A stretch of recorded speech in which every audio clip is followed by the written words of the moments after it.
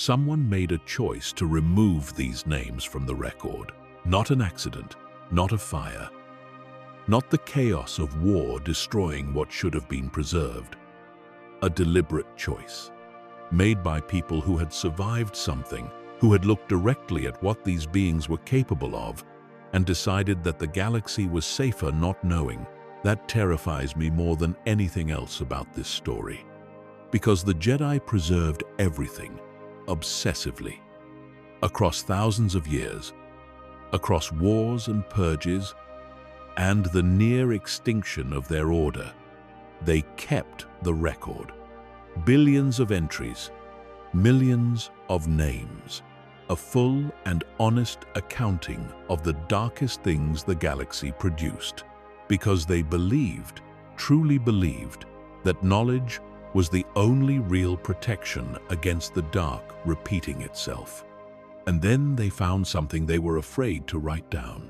Not one thing, several, beings so catastrophic, so total in what they represented, that the people who defeated them sat down afterward and made a decision that some victories are more dangerous when spoken aloud than when kept quiet. That to fully document a thing is sometimes to give it a kind of immortality that no one who survived it can afford to grant. So they left gaps. The careful, deliberate kind. Entries that stop mid-sentence. Cross-references pointing to records that no longer exist. Names that appear once in a footnote and then vanish from every primary source forever. You are about to hear what was in those gaps. What you are about to hear is, in part, a story about those gaps. It is about the Sith Lords so catastrophic, so fundamentally threatening to the structure of reality itself, that the people who defeated them chose silence over record. Some of them were erased by their enemies. Some were erased by their own kind. Sith who understood that even among the dark side's most devoted servants, there are names that carry too much weight to be spoken aloud. And some of them, the most extraordinary and terrifying of all, erased themselves deliberately and methodically, because they understood that as long as anyone knew who they truly were, they remained vulnerable. History belongs to the survivors. But some of what history forgot was forgotten on purpose. And the things you bury tend to find their way back to the surface. Let us begin where all the deepest darkness begins. Not with a throne, not with a fleet, not with an army or a plan or an empire. Let us begin with a child. There was a world called Medriaz. It was not a remarkable world by any measure that would have interested the Republic or the Jedi. It sat within the boundaries of the old Sith Empire, governed by a Sith Lord of middling power and ambition named Dramath, who ruled his small domain with the casual cruelty common to men who have just enough authority to hurt people but not quite enough vision to do anything meaningful with it. Dramath was the kind of lord who was feared without being respected, obeyed without being admired, and powerful in the way that a locked door is powerful, not because of anything it contains, but simply because it stands between you and where you want to go. His wife was a woman of the lower classes. Their relationship was what such relationships between the powerful and the powerless always are, a transaction dressed in the language of something else. And in the early years of what the records of that era call the Great Hyperspace War's long prelude, she gave birth to a child that was not her husband's. She had taken a lover, as people sometimes do when the life they live is far colder than the life they imagined. The lover was killed when Dramath discovered what had happened. That was the way of things in the Sith Empire. Consequences fell on the powerless, with a swiftness and finality that the powerful were never subject to. The child survived. He was given no particular consideration, raised in circumstances that would charitably be described as bleak, and from the very earliest age, he was aware of two things simultaneously. The first was that the world around him was drenched in the Force in a way that he could feel, but that no one around him seemed to notice or care about. The second was that his mother blamed him for everything that had gone wrong in her life. Not the lover she chose, not the Lord who killed him, not the society that had structured things so that she had no real choices to begin with. The child. Always the child. What happens to a person when they grow up in that environment is, in most cases, either damage or destruction. They become broken or they become dangerous. What happened in this particular case was something for which there is almost no language, because it was neither of those things in any ordinary sense. It was something entirely new. By the time the child was 6 years old, the people around him had begun to fear him in the way that animals fear a predator, not out of understanding, but out of instinct. Something in the space around him felt wrong in a way no one could articulate. Smaller creatures died near him, plants withered, and the other children who lived nearby refused, despite pressure from their parents, to play near him or speak to him or acknowledge his existence in any way. This was not the reaction to a troubled boy. This was the reaction of living things to something that did not belong among living things. He began, at 6, to hurt people, not in the chaotic and desperate way of an abused child lashing out, but deliberately, thoughtfully, with a kind of patience that was grotesque in someone so young. He wanted to understand what he was capable of. He wanted to know the edges of what he could do, and he tested those edges the way a scholar tests a new instrument, carefully, systematically, with great attention to what worked and what did not.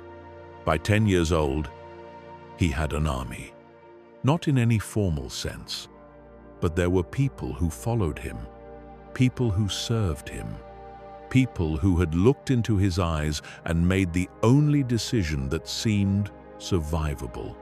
Thousands of them, spread across the northern continent of Medriaz. Villages that had resisted were gone.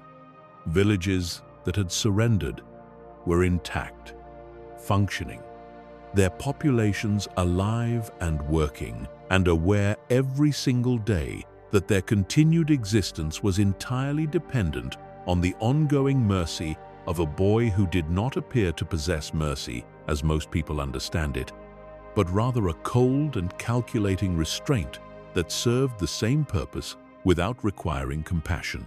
And then, at 10 years old, his father came to see him. Dramath had heard the reports.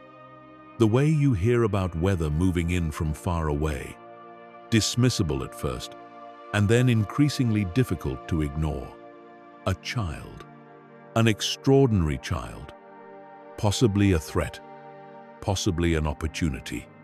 Dramath rode out to the northern continent with the confidence of a man who had spent decades being the most powerful presence in any room he entered. He expected to find something manageable, a talented, volatile, troubled young person who needed either recruitment or elimination. He expected to be in control of the meeting, because he had always been in control. The meeting lasted minutes. When it ended, Dramath's mind was in pieces. His connection to the Force, that deep internal channel through which all Sith draw their power, had been severed from him as easily and completely as a thread snipped by scissors. And then he died. Not quickly. The child did not allow it to be quick.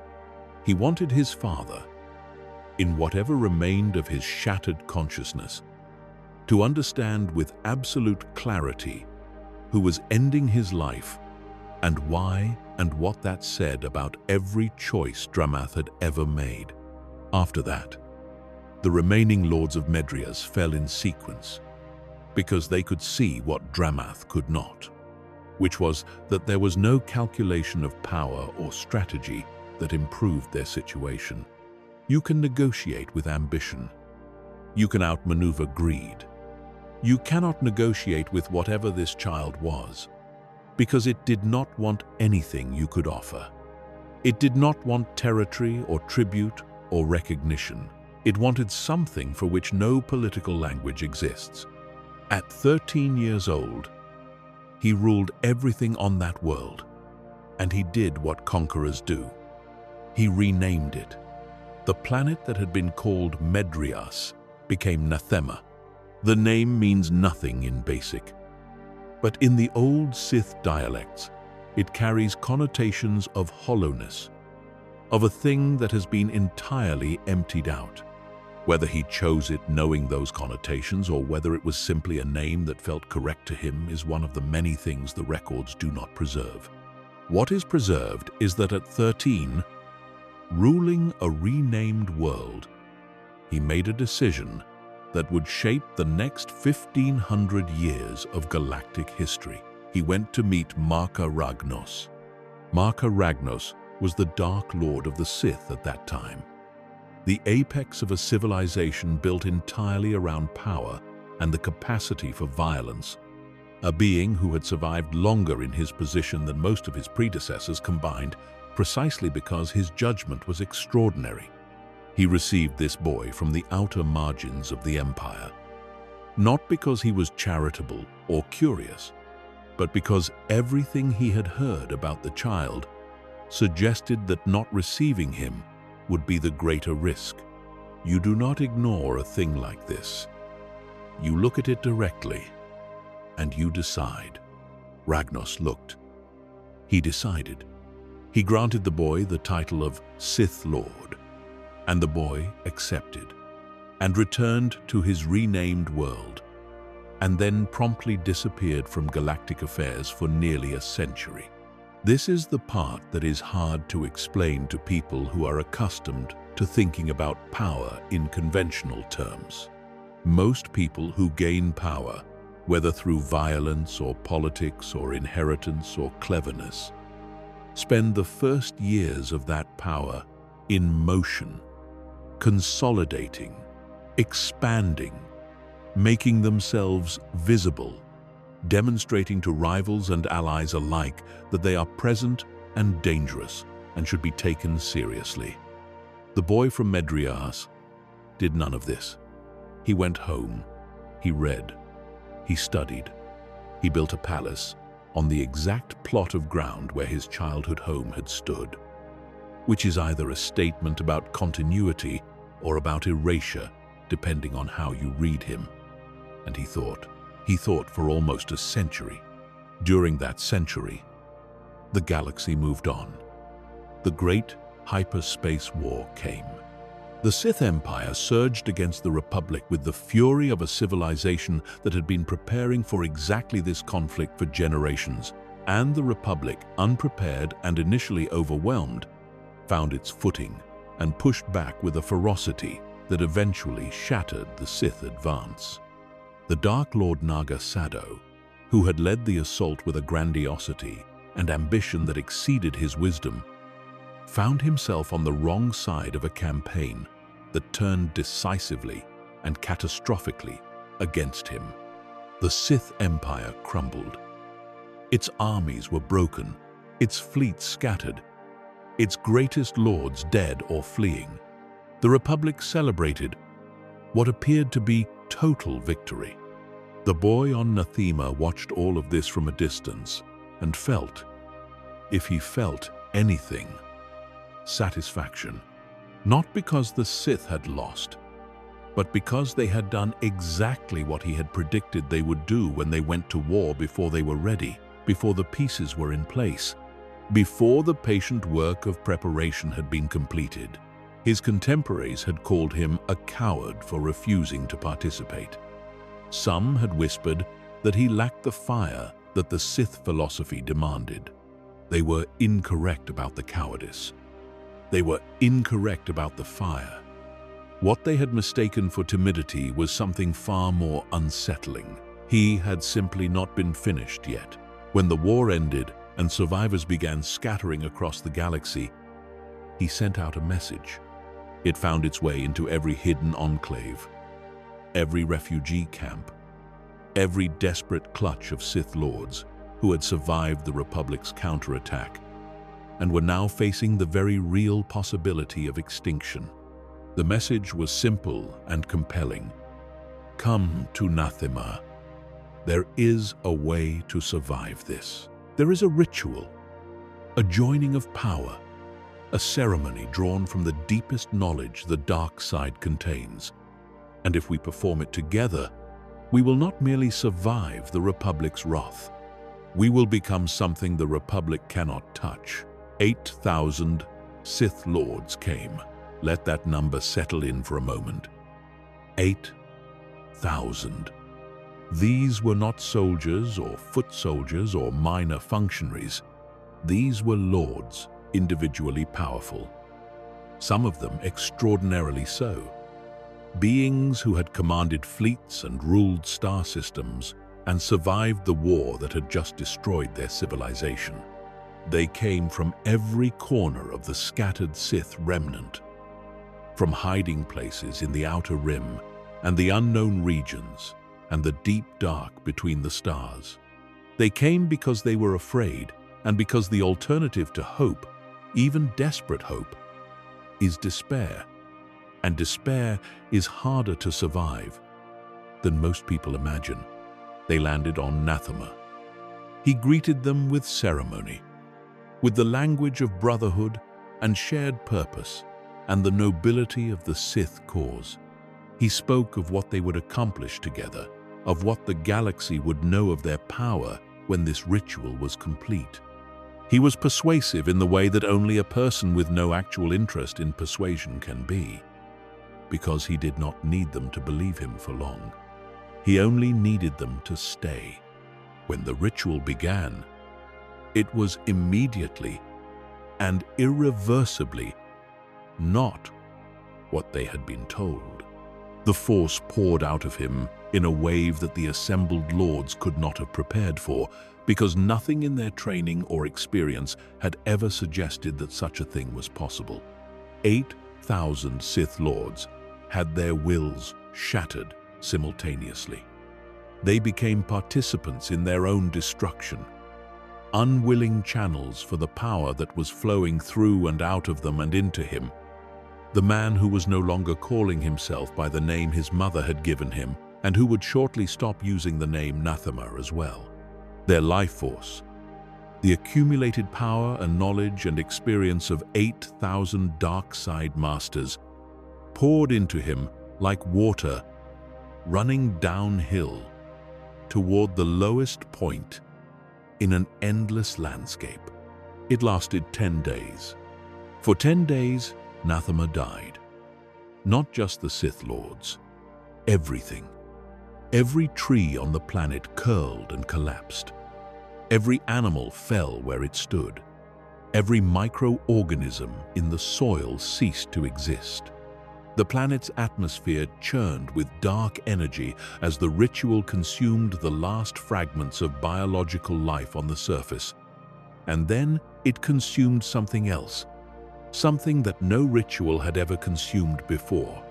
It consumed the Force itself from that world, the living current that flows through and around and between all things, that connects life to life and world to world across the incomprehensible distances of the galaxy, was torn away from Nathema, not weakened, not diminished, removed, permanently, absolutely, forever removed.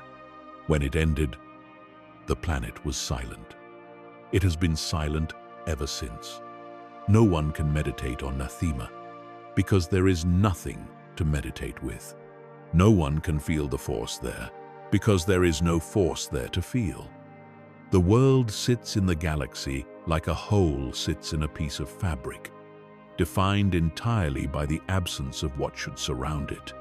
A wound that does not heal because the tissue that would generate healing has been destroyed completely. And the being who emerged from that ritual was no longer the boy from Medrias. He was no longer the lord who had shattered his father's mind and built an army by 10 years old and impressed Marka Ragnos and spent a century reading and waiting. He was something else. Something that had previously only existed in Sith mythology as an aspiration and a warning in equal measure.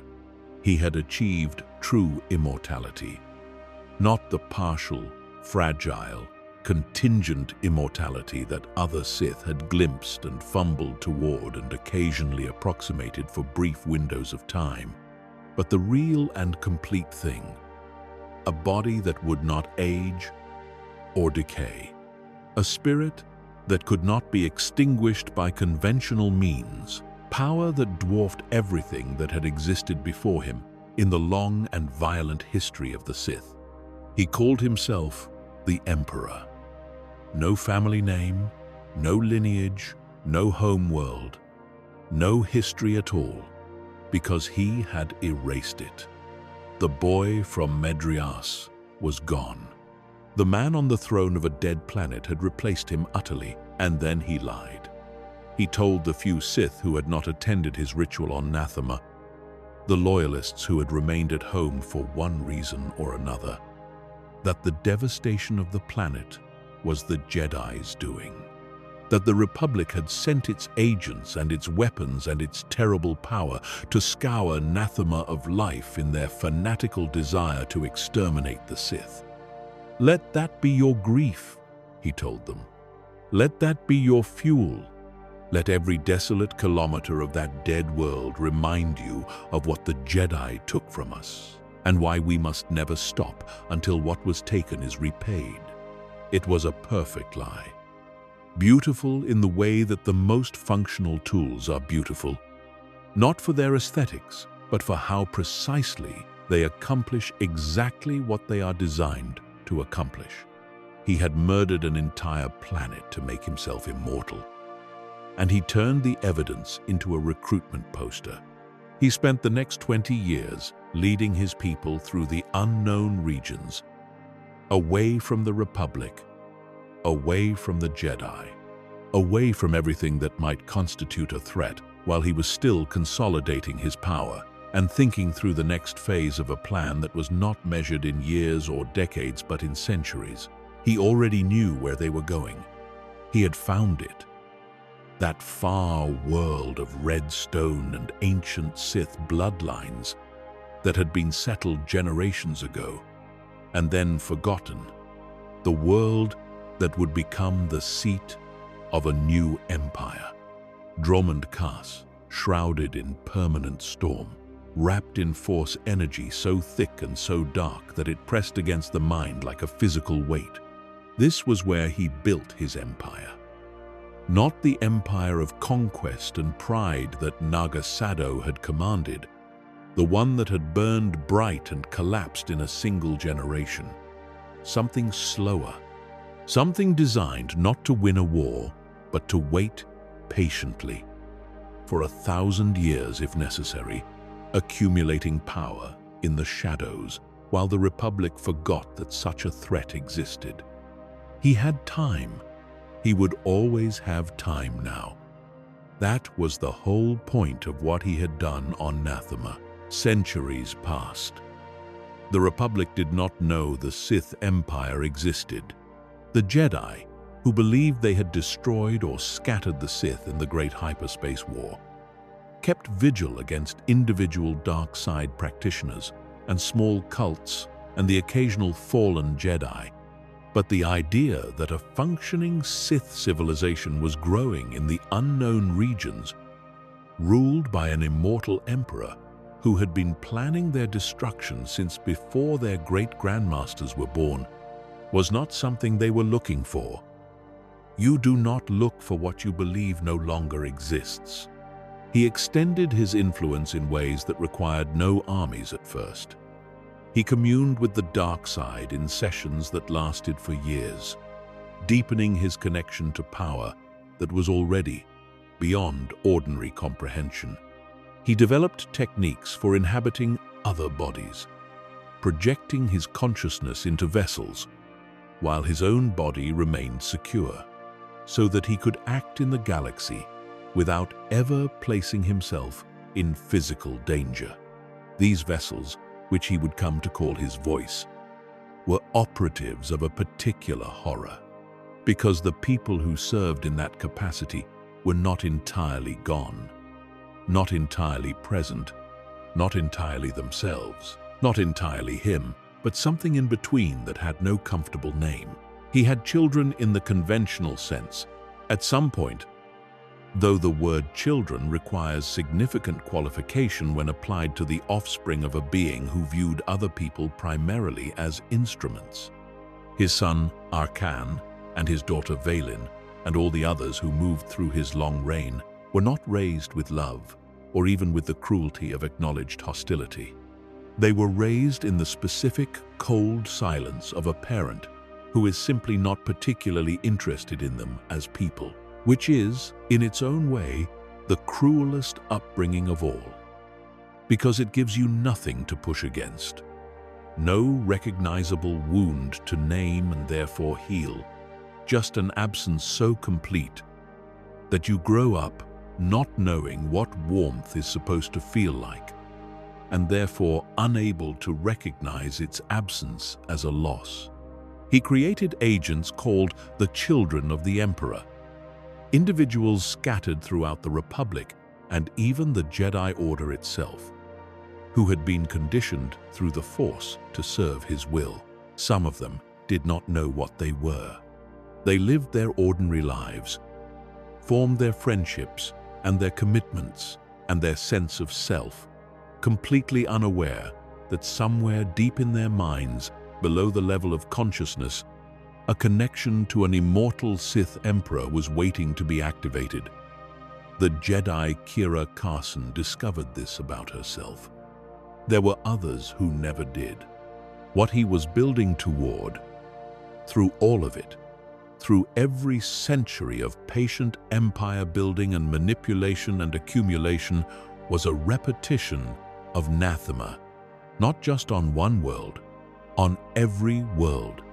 He wanted to consume all life in the galaxy, not rule it, not subjugate it, consume it, become, through that consumption, a god of pure dark side energy existing in an empty universe, because he had concluded somewhere in the long dark of his immortal existence that the only thing more satisfying than being the most powerful person in a room full of people was being the only person who existed at all.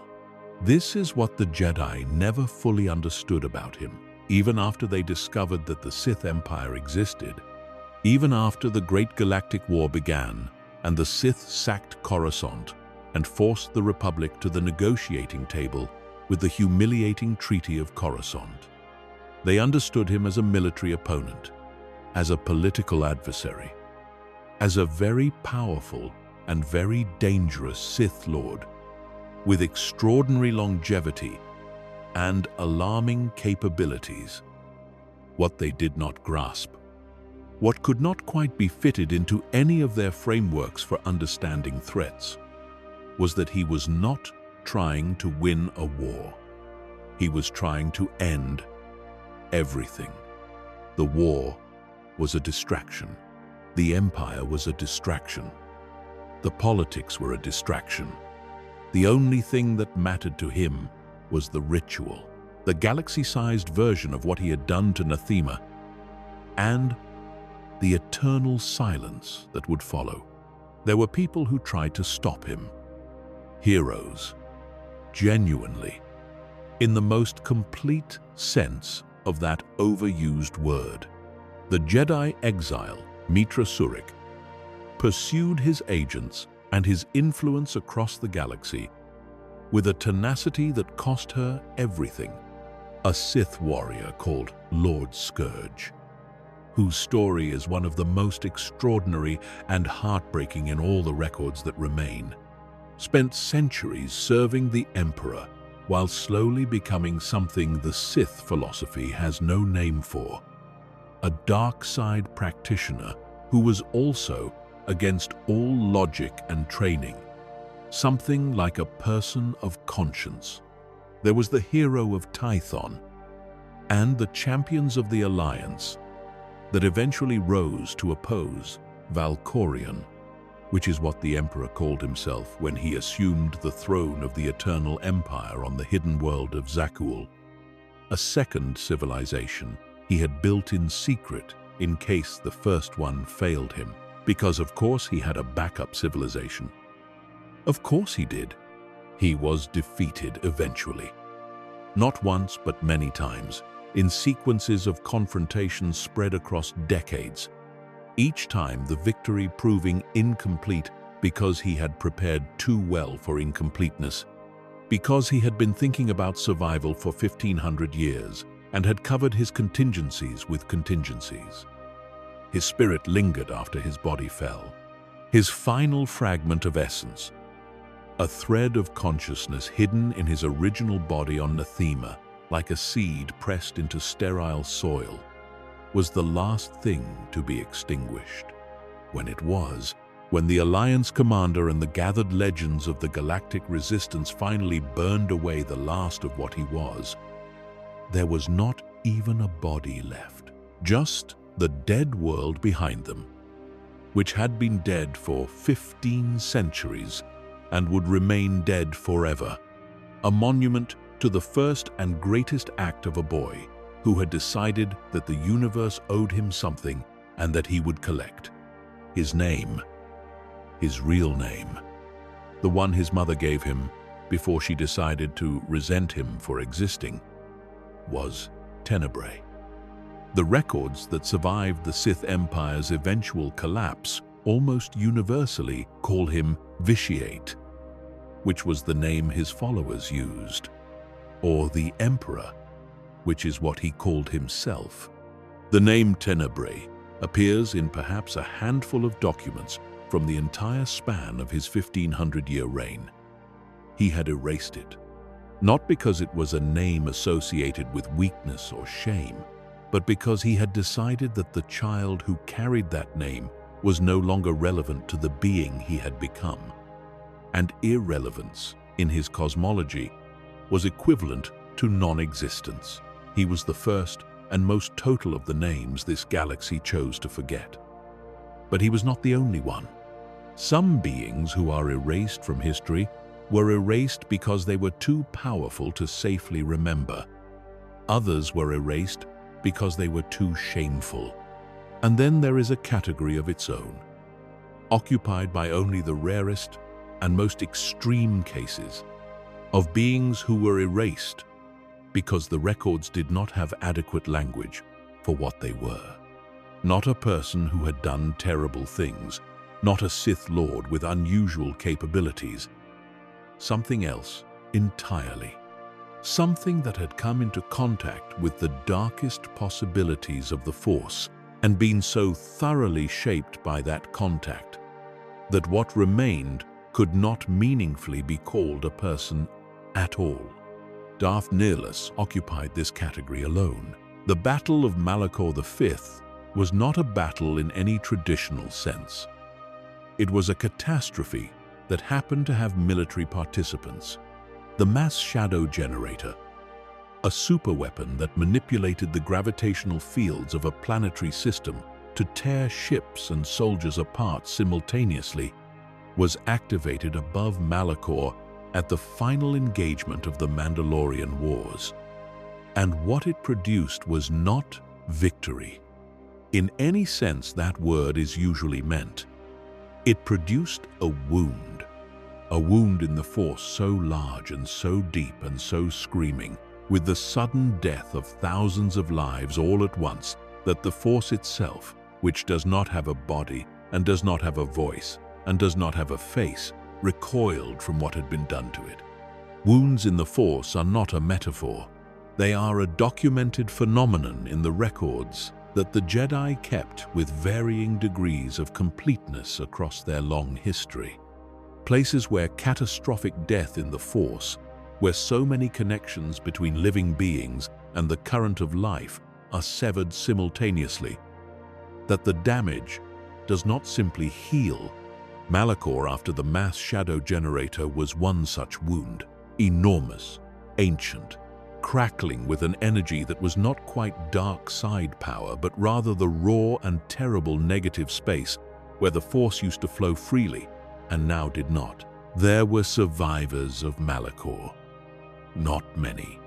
Among them was a soldier, a combatant in the Mandalorian Wars, whose name and history and identity before that battle has been entirely lost.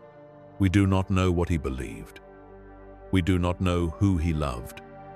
We do not know which side of the war he had been fighting for, whether he was a Republic soldier or a Mandalorian warrior, or simply someone who had found himself on that world for reasons that seemed logical before the mass shadow generator changed what logic meant in that corner of the galaxy. What we know is what he became after. The wound in the Force at Malachor did something to this man. The exact mechanism is not fully understood even in the most detailed Force scholarship that has come down to us. But the closest approximation is this: he survived his own death, not in the sense that he was injured and recovered, not in the sense that he came close to dying and pulled back. He died in every meaningful way.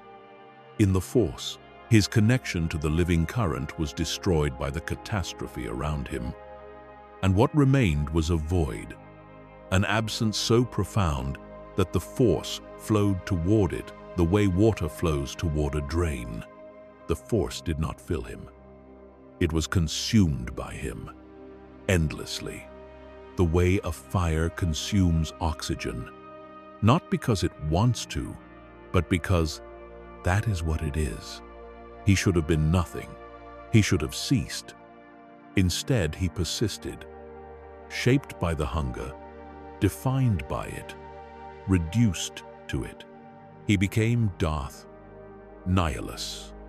And from the moment that name was relevant, there was no person left inside it.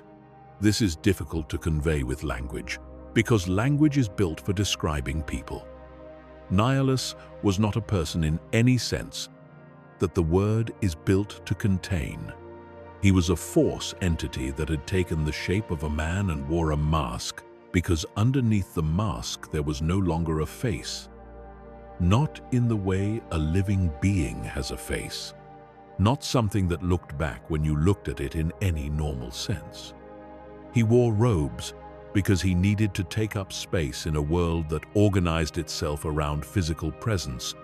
But inside the robes there was something the Force-sensitive among his servants and enemies consistently described with the same word, in whatever language they used to describe it, as emptiness, as the specific and dreadful stillness that fills a room when something that was supposed to be there is not. He communicated in a language that no living being could understand, not because it was coded or obscure, but because it was not a language built for mouths or words. It was pure dark side expression, sound shaped by a void that had never learned human speech and did not require it. The Sith who eventually served him, and the servants who orbited his orbit of destruction, understood him the way you understand pain, not through interpretation, but through direct transmission, directly into the parts of the mind that process experience rather than reason. He fed. That is the simplest and most accurate word. He fed on the Force, the way a living creature feeds on food, except that the Force in anything that came near him was not simply consumed, but annihilated, not transferred, not absorbed into something that could then be used productively. Annihilated, destroyed in the way fire destroys paper, leaving nothing behind that could be called the original thing in any form. When Nihilus attacked a Jedi, what he did could not correctly be described as combat. He opened the hunger, and the Jedi ceased to be a person with Force powers and became sustenance. The process was, by all accounts of those who witnessed it and survived, instantaneous and total and completely silent, because there was no one present who was capable of making sound in the aftermath. He could do this to planets. This is the fact that the records that do survive emphasize with a consistency that suggests the people writing them needed to write it down several times before they could fully believe it. Nihilus could approach a planet, a living world with a population and an ecosystem, and all the complexity that living worlds contain, and open the hunger toward it, and the life on that world would simply end. Not killed in any conventional sense, consumed. The Force connections of every living thing on the surface severed, and that energy drawn into him, leaving behind a world that was still physically intact, still had its geography and its atmosphere and its gravity, but was as dead as anathema, because the thing that makes a world alive is the living things upon it, and those were gone. The planet Qatar is the most recorded instance of this. The Jedi had gathered there, the surviving masters of a council that had been decimated by years of war, meeting in secret on a world whose population were the Miraluka, a species so deeply attuned to the Force that they literally could not see through their physical eyes, but perceived the world entirely through Force sight. The Miraluka of Qatar were, to use a metaphor that the scholars of that period used, living in the light of the Force, the way ordinary beings live in the light of a sun. When Nihilus came to Qatar, sensing the concentration of Force energy the way a predator senses prey, that light went out. Every living thing on Qatar died. Every Jedi Master who had gathered there, hoping to plan a defense against the darkness that was pursuing them. Every member of the Miraluka population, down to the youngest child. Every animal and plant and microorganism on the surface. Because Nihilus did not distinguish between targets, could not distinguish, because he did not hunt. He simply fed, and everything in range of his hunger that possessed Force energy was consumed. One being survived. A young Miraluka woman named Visas Mar, spared by Nihilus for reasons that no fully satisfying explanation has ever been provided for. She became his apprentice, though the word implies a kind of teaching relationship that did not meaningfully exist between them. She was more accurately his instrument, an extension of his hunger given a more navigable form, sent out into the galaxy to find concentrations of Force energy and report them to him. Whether she went willingly is a question the records leave open. Whether willingness was a category that applied to her situation is a question the records do not address at all. He became 1/3 of the Sith triumvirate, the three dark side powers who emerged from the ashes of the Mandalorian Wars and the Jedi Civil War to wage what historians call the First Jedi Purge. Not because he was recruited or allied or negotiated with, but because the other members of the triumvirate, Darth Treya and Darth Sion, recognized that something which consumed Jedi this efficiently was worth having nominally on the same side as you, as long as you never forgot what it was, and never placed yourself between it and anything that possessed the Force. The Triumvirate's campaign against the Jedi was not a war. Wars have fronts and engagements and moments where you can identify who is winning. What Nihilus did was more like weather. Entire Jedi outposts would simply go silent. Ships would arrive at the last known location of a Jedi and find nothing. No bodies, no wreckage of combat, no evidence of struggle or violence, or any event at all. Just absence. The kind of absence that feels different from ordinary emptiness. A silence with a shape. The Jedi Masters, who survived the early years of the Purge, communicated with each other in whispers about a threat they could not name, because they did not have the information required to name it, only its effects. The way you might know a hurricane is coming not because you can see it, but because the birds have stopped and the air has changed, and something in the oldest part of your instincts is telling you to find somewhere solid and low. The Masters who gathered on Qatar knew something was wrong. They did not know exactly what. They gathered to discuss it. That gathering was what Nihilus sensed. He arrived at Telos later, seeking to repeat what he had done at Qatar. Drawn by the concentration of life involved in the restoration project that was slowly rebuilding that devastated world, he found instead a confrontation he had not anticipated. The Jedi exile, Mitra Surik, whose wound in the Force made her, improbably, something that Nihilus could not simply consume the way he consumed everything else.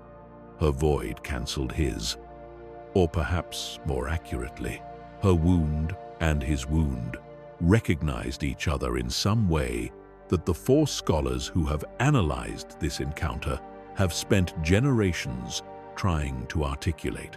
With her were Canderous Ordo, the Mandalorian who had taken the title of Mandalore the Preserver and brought his people's warriors to the fight, and Visas Ma herself, who had turned against her master in a moment that was simultaneously an act of tremendous courage and a statement about what survives in a person even after that person has been made into an instrument of something that does not care whether they survive. The battle ended with Nihilus destroyed. His mask was the only remnant of his existence left behind. Not a body, not a legacy in the conventional sense, just a mask, because there had not been a face beneath it for a very long time. The Jedi, after the Purge, debated what to record about what he had been. The conclusion they arrived at, which was not unanimous, and which several masters opposed with considerable passion, was that the full account of his capabilities presented an unacceptable risk. Specifically, they were afraid of what the account would tell a sufficiently motivated reader about how to create another one. Malachor had created Nihilus. The mass shadow generator had created the wound that had created the void that had replaced the man. If that sequence was clearly documented, if the mechanism was spelled out in full detail available to anyone with access to the archives, then the knowledge existed that a wound of sufficient size in the Force could produce something like him again. So the record was edited. The mass shadow generator was documented as a weapon of mass destruction. The wound at Malachor was documented as a dark side nexus. The first Jedi Purge was documented as a catastrophic campaign by the Sith triumvirate, and Darth Nihilus was documented as a Sith Lord of great and unusual power who fed on the Force.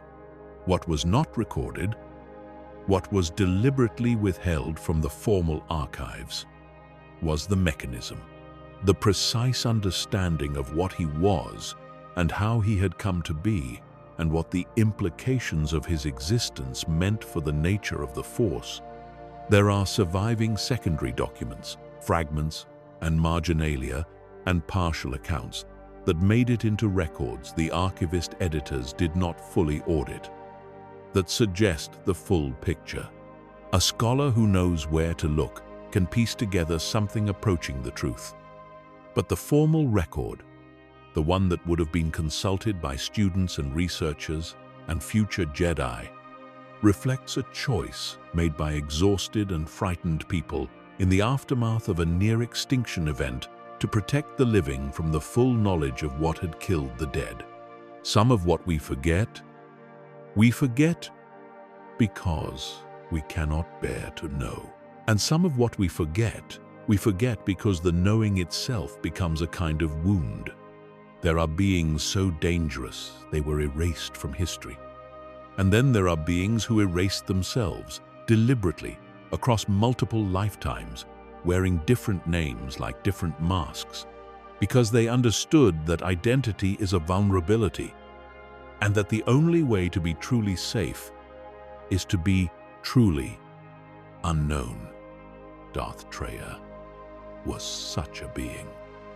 But Treya, her name before, and the third name, the one she was born with before, either of those, which appears nowhere in any public record, was a woman who spent the most significant portions of her life ensuring that no complete account of who she was would ever exist. She was born into the Jedi Order, in the way that many of the most important figures in its history were born into it. Identified young, separated from family, trained from the earliest age in a tradition whose deepest conviction was that attachment leads to suffering. She was gifted, extraordinarily gifted. Not in the combat arts, which was where most of the galaxy's attention was focused when it looked at the Jedi, but in something less visible and more fundamental. She understood the Force in a way that went deeper than technique, deeper than power, deeper than the institutional tradition she had been trained in. She understood it the way a native speaker understands a language, from the inside, intuitively, without needing to reach for the grammar. She became a teacher. And as a teacher she was, by the accounts of those who learned from her, extraordinary in the specific way that the best teachers are extraordinary, which is not by making things simple, but by making the complexity visible, by showing students that the question is larger and stranger and more interesting than they had realized, and thereby giving them something worth spending their lives on.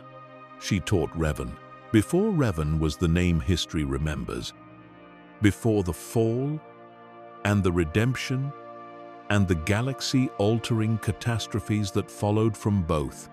There was a Padawan who sat across from Treya and learned the kind of Force philosophy that the Jedi Council had not officially sanctioned, but could not entirely forbid because the teacher was too respected and the student was too talented to waste.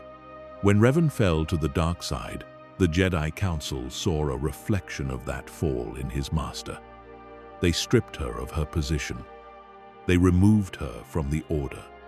The archives were adjusted to minimize her connection to Revan, because the connection was uncomfortable to document, because it raised questions about what the Order had missed and who bore responsibility for what had been missed, and how you quantify the culpability of a teacher for the choices of a student who grew up and made catastrophic decisions. No teacher could have predicted or prevented. Treya did not accept this gracefully. She could not, because it was not a graceful thing to be held responsible for a student's choices while simultaneously being excluded from any position that would allow you to address those choices is a specific kind of institutional injustice that the Jedi Order, for all its wisdom and its genuine goodness in many respects, was capable of perpetuating with a serenity that was more comfortable for the perpetrators than for the recipients. She left. She went to the Sith, not out of grief or betrayal or the hot passion of the newly wounded, but with the deliberateness of a scholar who has decided that the object of study requires changing the vantage point. She wanted to understand the dark side the way she had understood the light, from the inside, without institutional filters or ideological commitments coloring what she saw. She was betrayed, cast out from the Sith Academy, where she had been studying with a violence that took her hand and nearly took everything else. Left on Malachor, already a wound in the Force, its dark side energy thick enough to touch, its history soaked in the deaths of thousands. And something happened to her there. Not what happened to Nihilus. Not the annihilation of the person and the replacement with hunger. Something different. Something that preserved the person while transforming what the person believed. She had begun her life convinced that the Force was the source of all light and wisdom and purpose. She had spent time in the Jedi Order, watching what conviction about the Force produced in the institution that claimed to serve it. She had spent time among the Sith, watching what conviction about the Force produced in the Order that claimed to embody its power. And on Malachor, wounded and alone, surrounded by the specific silence of a world where thousands of people had died in an instant, she arrived at a conclusion that she would spend the rest of her life testing and refining and trying, in her oblique and maddening way, to communicate to anyone capable of hearing it. The Force was not good. It was not evil. It was not the source of wisdom or the engine of tyranny. It was an addiction. A dependency that both Jedi and Sith had mistaken for purpose. And that dependency had shaped galactic history for so long that neither order could see it anymore, the way you cannot see the water you swim in because you have never been anywhere else. She became Darth Treya. Not because she wanted power in the Sith sense, not because she wanted to rule or conquer or accumulate the traditional markers of dark side success. She took the title and the tradition the way a researcher takes a laboratory, as a place to work in while pursuing questions that the laboratory's founders would not have recognized. Her goal was, ultimately, to destroy the Force.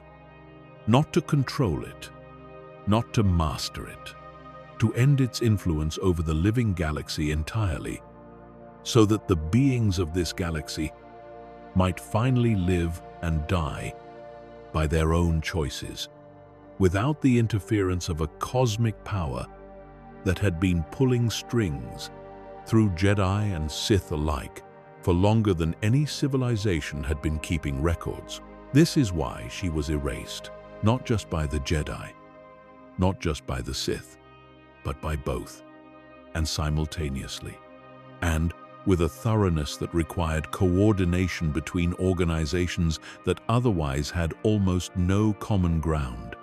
Because the idea she represented was not merely heretical in the religious sense. It was an existential threat to both traditions in a way that their mutual hostility to each other was not. The Jedi and the Sith could coexist in a terrible and destructive balance, as long as both were committed to the importance of the Force. Take away that commitment, suggest that the Force itself is the problem, and you dissolve the entire framework within which both orders made sense. The Jedi could not allow that idea to be fully documented any more than the Sith could. Darth Treya had arrived through the particular path of her life, at a thought that was more dangerous to the structure of the galaxy's spiritual institutions than any weapon, because weapons destroy things, and this could dissolve the foundations upon which the things were built. The formal record calls her a Sith Lord. It records the Sith triumvirate and her role in it, and her death at Malachor. It does not record her philosophy in full. It does not record her 3 names. It does not record the arguments she made in the moments before her death to Mitra Surik, the content of what she actually said, rather than the fact that she said it. Those arguments exist only in fragments, in the partial accounts that made it past the editors, and they are, even in fragments, among the most unsettling documents in what remains of that era's archives. Because she was not wrong. Not entirely. She was extreme. She was broken in ways that the life she lived had broken her. And those breaks distorted what might have been a genuinely profound philosophical contribution into something that expressed itself as genocidal methodology. But the core of what she saw, the ways in which both Jedi and Sith had given themselves to the Force as completely as any addict gives themselves to the substance that is killing them, and called that devotion wisdom, and organized entire civilizations around it, and spent thousands of years in conflict whose stakes were entirely defined by that devotion, and never questioned whether the devotion itself was the problem. That part was not wrong, and that is precisely why she was erased. Some beings are too dangerous to remember because of what they could do. Darth Vitiate, Darth Nihilus. These were beings whose power was so catastrophic that the knowledge of them felt like a weapon that could be pointed in any direction. But Darth Treya was erased because of what she could make you think. And in the long history of things that have threatened the structures by which the galaxy understands itself, the weapon that makes people think differently has always been the one that the people in charge of the structures fear most profoundly. The records that remain of her are incomplete by design. The records that remain of the three beings we have spent these hours with. The boy who erased his name.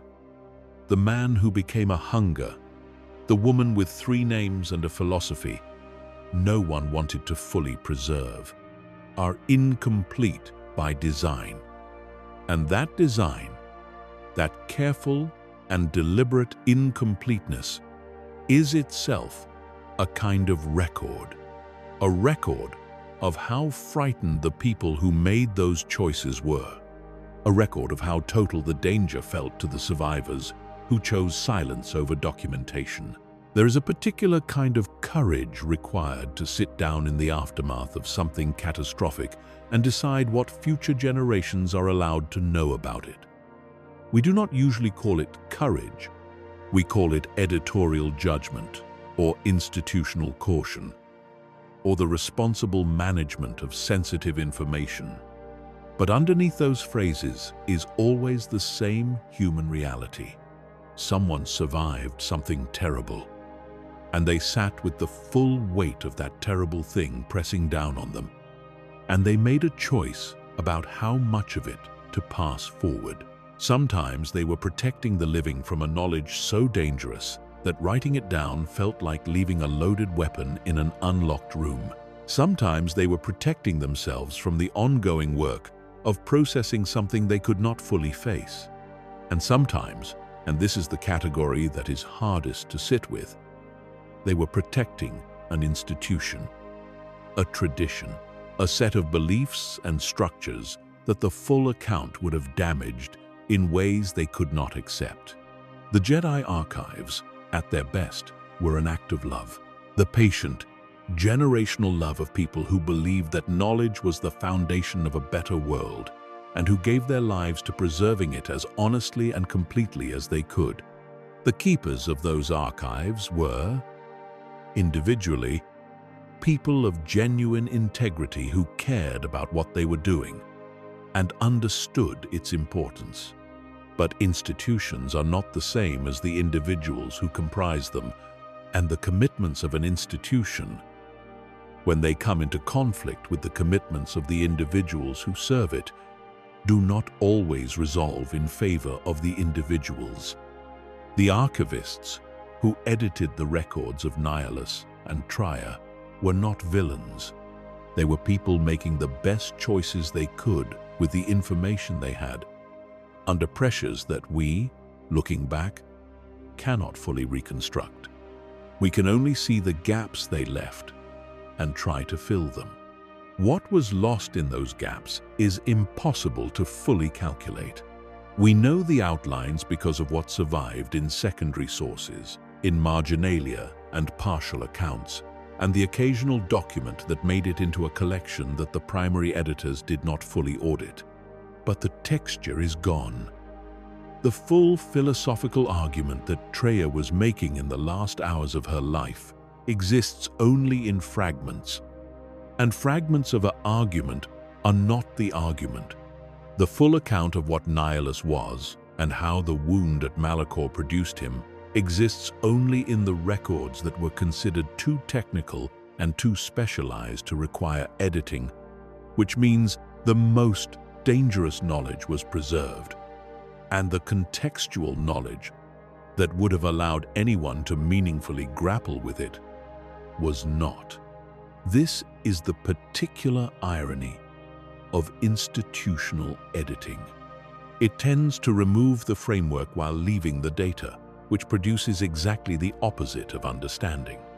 We know from those fragments that Treya told Mitra Surik things in the last moments of the confrontation on Malachor that Surik never fully recorded. We know this because the partial accounts of that conversation include a line where Surik describes what she heard, describes her own reaction to it, and then stops. The sentence ends. What Treya said, whatever it was, does not appear. Whether Surik chose not to write it down because she did not want to, or because she was instructed not to, or because she did not have words for it, or because she could not bring herself to give those words to posterity, we do not know. We have the container for the knowledge. We do not have the knowledge. This is what erasure really looks like. Not a fire destroying a library. Not a conqueror ordering records burned. Most erasure looks like this. A sentence that ends where it should continue. A cross-reference that points to something no longer there. A gap in the records that is shaped exactly like the thing that was supposed to fill it. So that if you know how to look, you can see the outline of what is missing, even if the missing thing itself is gone. You are hearing this because someone, eventually, always starts asking what is in the gaps. And the answer, when you find it, is never comfortable. Rest now, if you can. Let the silence settle. Let the weight of these three histories, the 1,500-year hunger of the boy who erased his own name, the wordless, consuming void that replaced a man at Malachor, the philosopher with 3 names, and the one idea that frightened 2 entire orders into coordinated silence, let that weight be part of the dark around you.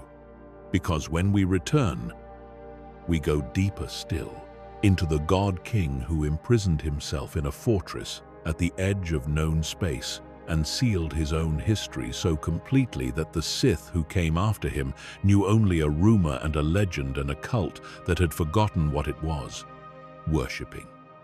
Into the Sith who was erased not by enemies but by his own order, scraped from the records, because what he had done was too embarrassing for the Sith to acknowledge, too damaging to the mythology they needed to believe about themselves.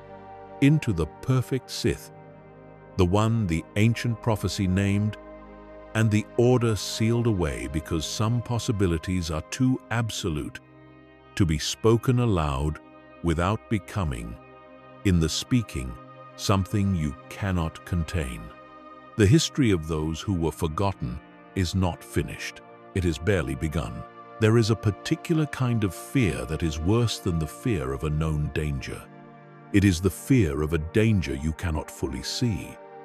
A threat you know is present but cannot locate.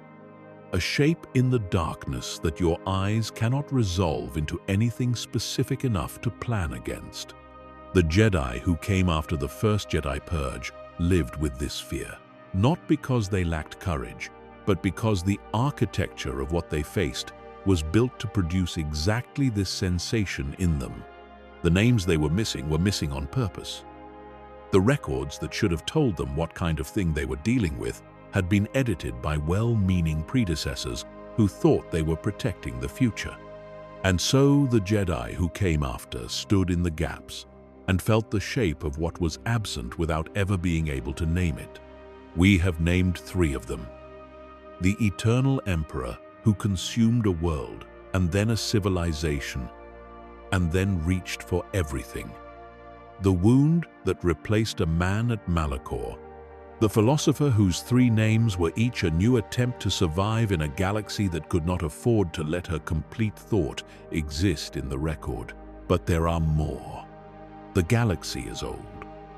The dark side of the Force is older than the civilizations that learned to access it. Older than the languages in which those civilizations recorded what they found when they did.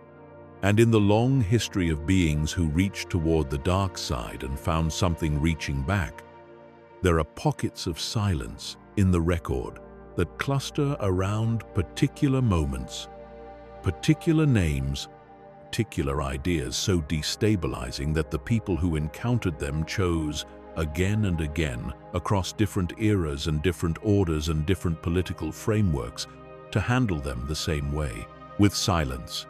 What follows is drawn from those silences. The God King who erased himself in the act of pursuing immortality and left behind a cult that had forgotten what it was worshipping. The Sith Lord whose madness was so catastrophic to his own order that the Sith themselves, who are not generally given to either shame or institutional embarrassment, chose to minimize the record of what he had done. And the prophecy, the ancient and terrible and carefully sealed prophecy of the perfect Sith, which the order that venerated it also feared it and sealed it, because some possibilities are too absolute to exist openly in a tradition built around the idea that power is the only truth. Let us go back, further than Nihilus, further than Vitiate, further than the rule of 2, and the civilization that it built, and the 1,000-year plan that it slowly assembled in the dark. Let us go back to the era before all of that, when the Sith Order was still a thing of many, still an empire rather than a secret, still a civilization with records and scholars and libraries, before Bane decided that all of that had to go. In those days, there were Sith Lords of a kind that the later tradition barely remembers, partly because the rule of 2 actively discouraged the remembering of anything that predated Bane's reformation, and partly because the era itself was so unstable that the record-keeping was inconsistent at best and catastrophically incomplete at worst. But there are fragments. There are the kinds of secondary documents and archaeological evidence and cross-references in texts that were preserved by accident rather than design that allow you, if you know how to look, to piece together something that resembles a picture of what those earlier Sith were capable of. And in those fragments, there is a name that appears rarely, but with a specific and consistent set of associations.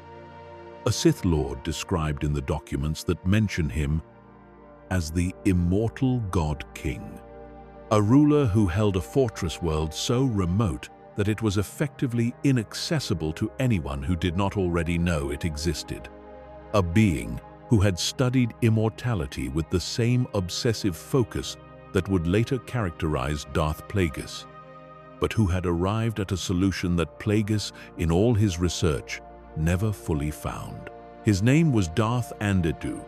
The world he ruled was called Prakith, and it sat at the extreme end of the deep core, in that compressed and gravity-dense region of the galaxy where stars are packed so close together that navigation is genuinely hazardous and most hyperspace routes are either unreliable or simply do not exist.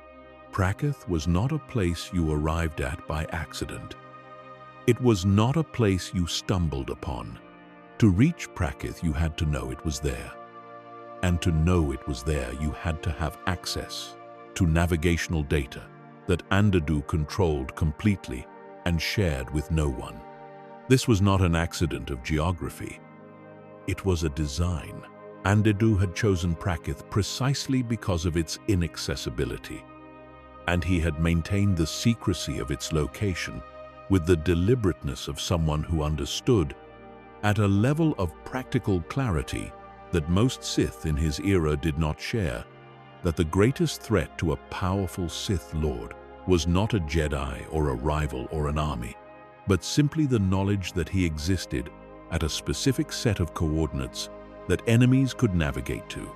What Andedu had achieved on Prakith, in the fortress he had built over decades and filled with the accumulated knowledge of a lifetime devoted entirely to the study of dark side consciousness, was something that the Sith philosophical tradition had been reaching toward since its earliest days. He had learned to separate his consciousness from his body, not in the temporary and fragile way that other Force users could project themselves across distances, not in the contingent and impermanent way that other Sith had occasionally demonstrated the ability to survive the death of their physical form for brief periods. He had genuinely solved the problem of mortality in his own terms, by becoming sufficiently independent of his body that the body's death was not, for him, the end. His spirit could persist independently, indefinitely, in a holocron that he himself had constructed, with the care and precision of someone who had understood that this was the device that would outlast everything else in his existence, including existence itself in the biological sense. The holocron contained not just his knowledge, but his personality, his will, his capacity for direction and communication, and the specific flavor of dark side intent that had characterized his living self. It was not a recording of Andedu. It was, in a sense that requires significant qualification, but is not entirely inaccurate. Andedu. He understood that this solution was not without its vulnerabilities. A spirit in a holocron is still dependent on the holocron. Destroy the device, and you destroy the consciousness it contains. This meant that everything depended on the device remaining safe, which meant it needed to be somewhere inaccessible, guarded by something reliable, surrounded by layers of protection that would persist even after he himself was no longer present in any physical form to maintain them. The solution he chose was the one that every sufficiently isolated ruler eventually arrives at, when no other option presents itself. He created a cult, not a cult in the chaotic and uncontrolled sense that the word usually suggests. Not a gathering of people drawn together by shared delusion, or the particular alchemy of one charismatic individual and many desperate followers. He built an institution, organized, hierarchical, devoted to a specific purpose that was clear enough to give the institution direction and obscure enough to ensure that the followers would never fully understand what they were actually doing. The purpose was the preservation and protection of the tomb and the fortress and the holocron at their center. The framework he gave them was a religion. He was the God. They were the faithful. The faith required them to defend his resting place against all intruders for as long as they could maintain it. He was not wrong to think this would work. Institutions built around religious devotion have an extraordinary staying power. They survive the deaths of their founders, the collapses of the political orders that surrounded them, the changes of language and technology and cultural context that make almost every other kind of institution eventually unrecognizable. As long as the core behavior demanded by the faith is simple enough to transmit across generations, the institution persists. Guard this place. Allow no outsiders. The God rests within. These are not complicated instructions. His followers kept them for centuries. What Andedu did not fully account for, and this is the particular irony that haunts his legacy, is that institutions built around religious devotion are also subject to a specific kind of drift that is harder to prevent than any physical attack. The meaning of things changes across generations. The stories that explain why the faithful do what they do mutate as they are retold, accumulating new details and losing old ones, responding to the needs and experiences of the people telling them rather than the original intentions of the founder. After enough generations, the institution may be performing exactly the same behaviors its founder designed it to perform, while having entirely lost the understanding of why those behaviors were designed. The cultists on Prakith, after enough centuries, were still guarding the tomb. They were still organized hierarchically. They were still refusing entry to outsiders. They were still performing the rituals that Andedu had established as the framework of their devotion. But they no longer knew what they were guarding. Not really. They knew the shape of the story. A great and terrible lord who had achieved immortality and rested in the dark of the fortress and would one day return. But the specific content of what Andedu had actually been, what the holocron actually contained, what the dark side tradition he had preserved actually taught, had blurred over the generations into the generic iconography of power and darkness that all such cults eventually collapse into when they lose access to the primary source. He had erased himself, not by burning records or silencing witnesses, but by the more patient and more permanent method of allowing time and institutional drift to do the work for him. By the era of the Republic's later centuries, the era when the rule of two was generating the careful and anonymous Sith lords that Bane had designed, Darth Andedu was not a name in any functional record. He was a whisper, a reference in an occasional secondary document to a god-king of the deep core, whose tomb was rumored to contain knowledge that could not be found anywhere else.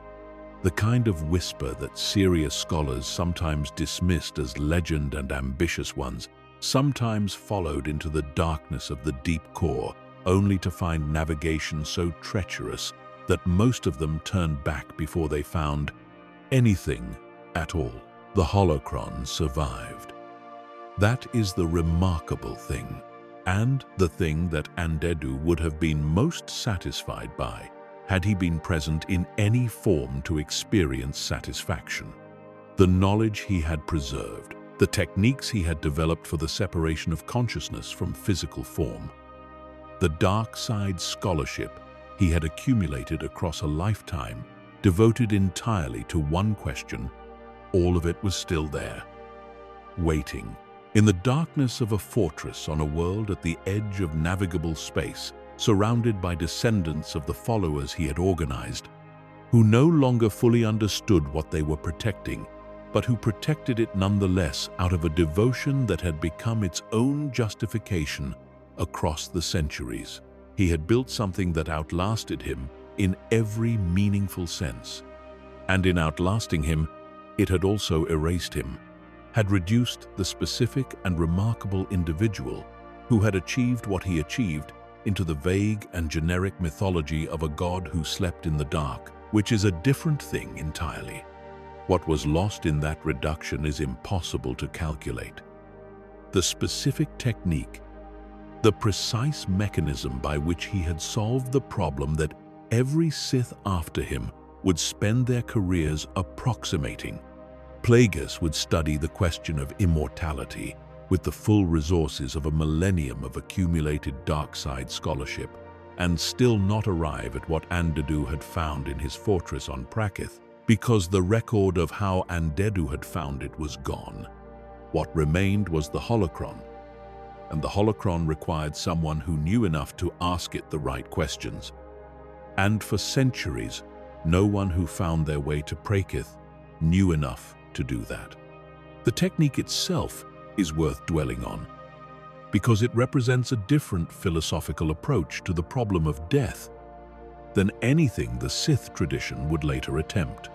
The later tradition, from Bane onward, tended toward the idea that the self could be preserved through the accumulation of enough power, that if you made yourself powerful enough, death would simply be unable to claim you. This is, at its core, a brute force solution. It treats death as an adversary to be overpowered rather than a mechanism to be understood. Vitiate's approach was the extreme version of this, the consumption of an entire world's life force to generate an immortality so absolute that not even conventional death could touch it. Plagueis's approach was more scientific, a manipulation of the midichlorians and the living force to sustain biological function beyond its natural limits, a medical intervention at the most fundamental level of existence. Andedu's approach was something else entirely. He did not try to prevent death. He tried to make death irrelevant. The distinction is significant. If you prevent death, you are still dependent on the physical form, still vulnerable to whatever can destroy the physical form, even if ordinary biological decay cannot. If you make death irrelevant, if you become genuinely independent of the physical form in a way that allows the consciousness to persist and function and direct and intend after the form is gone, then you have not prevented anything. You have simply stepped outside the framework in which the threat exists. The holocron he built was not a storage device in the way that most holocrons function, as a passive repository of information that a future user can access and learn from. It was, by all evidence from the fragments of record that discuss it, an active consciousness, a living mind housed in crystal and dark side energy. When the Sith Lord Darth Warlock, centuries later, eventually made his way to Prakith and found the tomb and the fortress and the cult that had been maintaining both for longer than the rule of two had existed, what he found in the holocron was not a recording. It was a presence. Something that looked back at him when he looked into it. Something that could assess and evaluate and decide, in real time, whether this visitor was worthy of what it contained and what it could teach. This is what Andedu had built. Not a legacy, but a continuation. The consciousness in the holocron could not act in the physical world without assistance, without someone to serve as a vector for its will, without someone willing to receive what it had to offer and act on it. But it could wait, with a patience that physical beings cannot access, for exactly such a person to arrive. It had already waited centuries when Warlock found it. It was prepared to wait centuries more if necessary. The nature of a consciousness that has separated itself from the timeline of biological experience is that time becomes less urgent. Not irrelevant, but less urgent. Warlock took what the holocron offered, the techniques, the specific and precise understanding of how the dark side could be used not to overpower death, but to relocate the self outside the jurisdiction of death.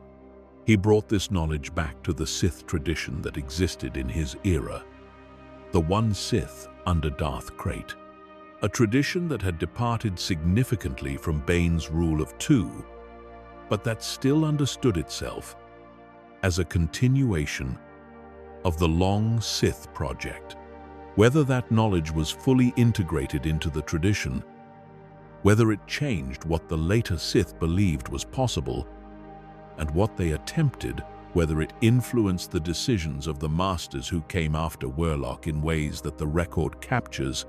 These questions lead into a period of Sith history that is itself so recent and so contested in the archives that the gaps there are of a different kind than the ones we have been discussing. But the knowledge existed. Andedu had found it, preserved it, and the preservation had outlasted him, and outlasted the world, and the tradition, and the civilization that had surrounded him in his living years. The cult had forgotten what they were protecting. The records had lost the context for why it mattered. But the thing itself had survived. This is the second kind of erasure that the history of the Sith contains. Not the erasure of the villain by the hero, or the erasure of the heretic by the institution, but the erasure of the extraordinary by time itself. The slow reduction of specificity to mythology that happens to every figure who is remembered longer than the era that can provide context for understanding them. Andedu knew his name. The cult that preserved his tomb remembered a god. They are not the same thing. And what was lost in the distance between those two versions of his existence was not the most important thing he ever discovered. That survived. What was lost was the context, the explanation, the reasoning, the path by which he had arrived at the answer. And without the path, anyone who encountered the answer had to either accept it on faith, which is not the Sith tradition's strong suit, or find the path again from the beginning, which costs generations and errors and the specific kind of suffering that comes from solving a problem that was already solved and finding out only after you have solved it that someone solved it before you and the record of how they did. It was just sitting there waiting in a tomb you did not know to look for. There are beings erased by their enemies. There are beings erased by their allies. And then there are beings erased by the simple, implacable, democratic indifference of enough centuries passing that even the most extraordinary individual becomes a story, and the story loses the facts. And the facts were the entire point. Not all erasure is violent. Some of it is just time. The Sith are not generally a tradition inclined toward introspection about their own failures. This is, in some ways, a design feature of the philosophy rather than an accident of temperament. A tradition built around the primacy of power and the inevitability of ambition is not structurally disposed toward lingering on the moments when those things went wrong, particularly when they went wrong from the inside, when the failure was not a defeat by an enemy, but a collapse generated by the tradition's own internal logic. To acknowledge those moments fully would require a kind of self-examination that the dark side's emphasis on certainty and dominance tends to make very difficult. It is easier and more consistent with everything else the tradition teaches to minimize and move on. Darth Gravid tested this tendency to its absolute limit. He lived approximately 500 years before the Battle of Yavin, deep in the middle of the Rule of Two era, at a point in the Sith lineage when the chain from Bane was long enough that the original founder was historical rather than living memory. But not so long that the end of the plan was visible. He was, by the accounts that do exist, a Sith Lord of considerable capability, trained in the tradition that Bane had established, shaped by its disciplines and its philosophy and its absolute prioritization of power and purpose above all else. And then something happened. The scholarly accounts of what happened to Darth Gravid are careful about what they do and do not say. They record the outcome. They do not dwell on the process. And they are particularly reticent about the question of how a Sith Lord trained in one of the most psychologically rigorous traditions in the galaxy could arrive at the conclusion that he arrived at. The conclusion, in the terms the accounts use, was that he became delusional, that he lost his grip on the framework that had structured his understanding of the Force and began to believe something that none of his predecessors had believed, and that his order found incomprehensible. He began to believe that the Sith philosophy was incomplete, that the Jedi were not entirely wrong, that somewhere between the absolute commitment to darkness that the tradition demanded and the absolute commitment to light that the Jedi embodied, there was a truth that neither side could access and that both sides needed. This is not a unique thought in Force philosophy. Scholars across many eras have made similar arguments, and some of them have been taken seriously by serious people. But Gravid was not approaching this idea as a philosophical proposition. He was approaching it as a practitioner, as a Sith Lord in the middle of the Rule of Two, the sole keeper of a lineage that stretched back 1,000 years and forward, in principle, to the eventual destruction of the Jedi Order and the Republic. And the conclusion he drew from his belief was not a theoretical one, but a practical one. He began to destroy things, not enemies, not rivals, not the Jedi artifacts and Republic infrastructure that Sith Lords in his tradition sometimes targeted as part of the long and patient work of undermining the institutions they intended to eventually bring down. He began to destroy Sith things. The accumulated artifacts and texts and preserved knowledge that the Rule of Two had been passing down from master to apprentice for 5 centuries. The physical record of what the Sith had learned and preserved since Bane's Reformation. The tools and the techniques and the painstakingly maintained collection of dark side scholarship that represented, in material form, everything the lineage had built. He went through the repository of Sith knowledge like weather, like something with no particular agenda except the one that the Force itself had somehow communicated to him, that this needed to end, that whatever the Sith had built needed to be broken, that the completion of the thing required the destruction of what it was built from. The texts burned, the artifacts shattered. The things that had survived wars and political collapses and the deaths of multiple generations of Sith masters, the things that had been preserved with the kind of care that only a tradition aware of its own fragility can muster, went in the fire.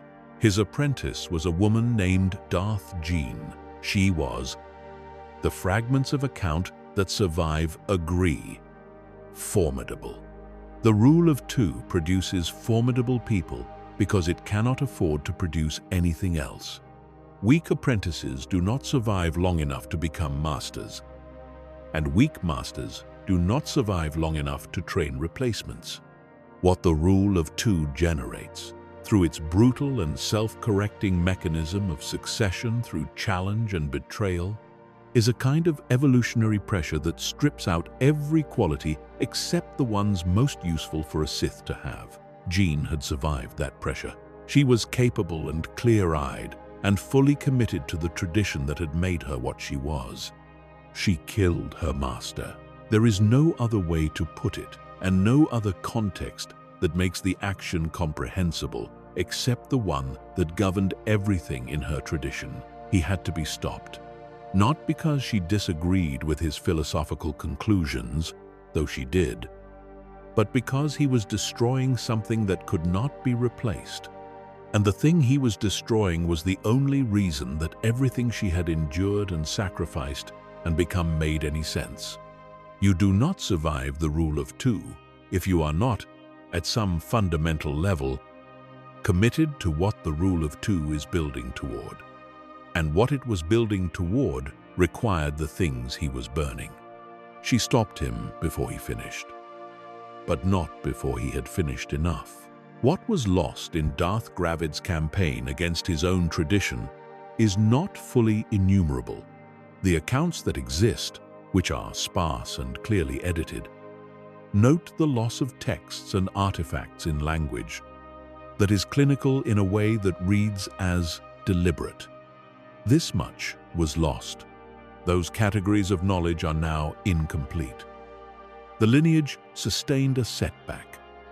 The language does not dwell. It records and moves on. The way an institution records the loss of something valuable and then has to continue functioning anyway, because the alternative to continuing is not something that any tradition can choose and remain a tradition. What the accounts do not address, and this is the silence that is most interesting to sit with, is the question of whether Gravid was right. Not about his method. His method was catastrophic, whatever the philosophical justification behind it. A Sith Lord going through the accumulated scholarship of his order with fire is not a philosophical argument.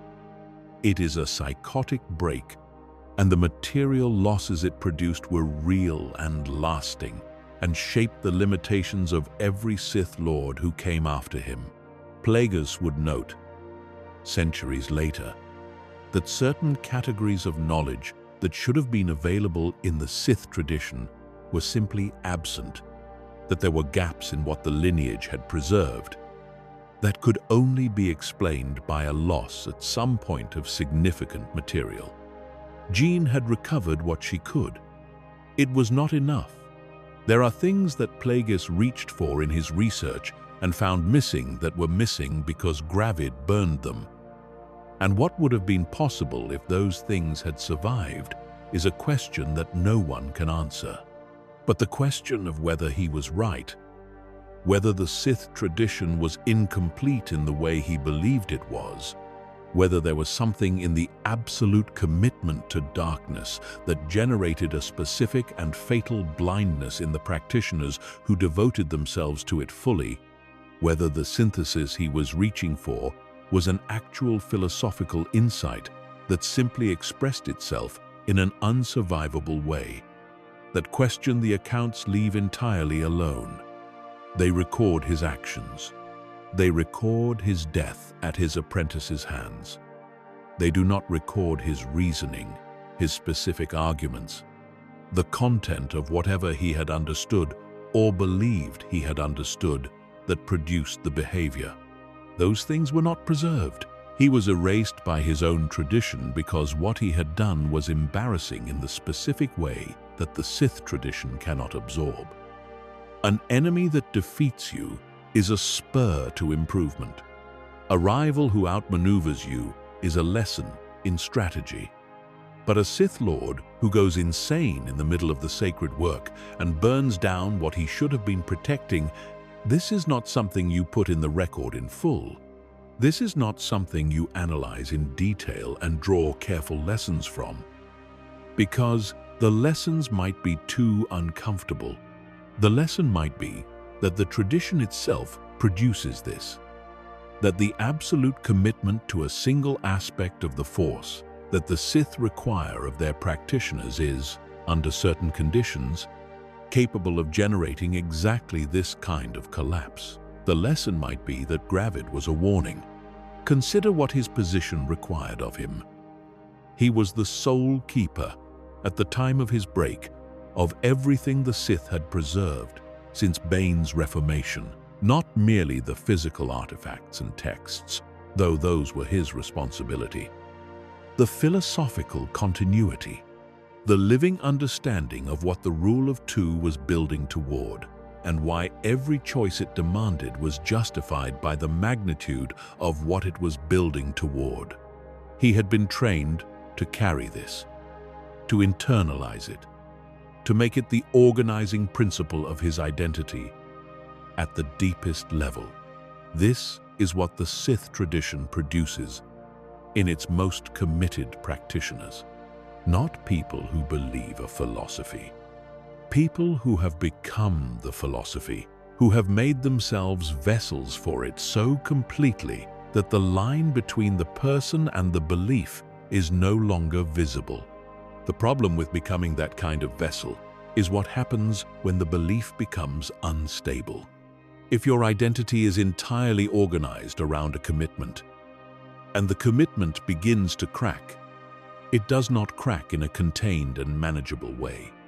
It cracks through the whole structure, through everything that was built on top of it, through the parts of yourself that depended on it for coherence. What Gravid experienced in the period before his apprentice killed him was not the emergence of a competing philosophy that offered him a new framework to stand in. It was the collapse of the existing framework with nothing waiting on the other side. The madness was the vacuum, not the new idea. The space that opened up when the old idea stopped holding. This is the thing the record, in its managed and edited form, cannot say out loud, because to say it out loud is to acknowledge that the Sith tradition, in demanding total philosophical commitment from its practitioners, creates exactly the conditions in which a catastrophic collapse of this kind becomes possible, not inevitable, not common, but possible, structurally possible, in a way that the tradition's design cannot prevent, because preventing it would require exactly the kind of partial commitment and maintained distance from the belief that the tradition cannot afford to permit. You cannot be a Sith Lord in the rule of two and hold your philosophy at arm's length. The tradition requires you to be inside it, fully. And being fully inside anything makes you vulnerable to the consequences of that thing's failures in ways that people who maintain their distance are not. Jean understood this, not necessarily in these explicit terms, but in the intuitive way of someone who has survived a tradition's most extreme demands and emerged with the kind of practical wisdom that comes from having been tested past the point where abstract understanding remains sufficient. She killed Gravid, not only because what he was doing needed to be stopped. She killed him because she recognized that what he had become was not an aberration or a surprise, but a consequence. A consequence of being what the rule of two had made him, fully, for long enough that when the center did not hold, there was nothing else to hold anything. She salvaged what she could. She rebuilt what she could rebuild. She continued. That is the part the tradition preserved. The continuation, not the analysis of the collapse, not the honest accounting of what had been lost and what that loss implied about the system that produced it, just the continuation. Because the tradition could not afford the analysis and survive it intact. And survival was the first requirement. The tradition chose not to preserve warnings. It chose to preserve outcomes. And the outcome of Gravid's life was his death at Jean's hands and a gap in the Sith archive that subsequent masters would acknowledge only in terms of its practical implications. Not what was lost and why, just that it was lost, and that certain areas of knowledge would need to be rebuilt, and that the rebuilding would take generations. He is the most erased of all the beings in these histories, in a particular sense, because the others, however incompletely, were erased by forces external to themselves. Vitiate chose his own erasure, yes, but in service of a plan. Nihilus was erased by the people who defeated him, and then by the people who chose not to record him completely. Treya was erased by the philosophical threat she represented. Andedu was erased by time. But Gravid was erased by shame, by the tradition's inability to look at what had happened to one of its own and say this fully, out loud, in the record, for everyone who comes after to read and reckon with. Shame is the most effective censor there is. It does not require a decision or an edict. It works automatically through the universal human, or near human, or any sentient species' tendency to avoid giving full attention to the things that reflect worst on ourselves. The Sith preserved a great deal across their long history. They did not preserve Gravid's reasoning, and the record of his outcomes, stripped of his reasoning, is nothing more than a cautionary tale about madness, which tells you nothing useful and protects you from nothing at all. The full account would have been harder to read and much more valuable, and it was not kept. Now we arrive at the prophecy. Every tradition that believes in destiny eventually produces a prophecy. This is not a coincidence or an accident. It is a structural feature of how traditions work. A tradition exists to transmit a set of beliefs and practices across time. And the mechanism by which it does this is the assertion that the beliefs and practices matter, that they point towards something, that the effort of maintaining and transmitting them has a purpose. Prophecy is how a tradition makes that assertion concrete. It says, not just that what we are doing matters in the abstract, but that it matters specifically, that the thing it points toward has a shape and a direction and will be recognizable when it arrives.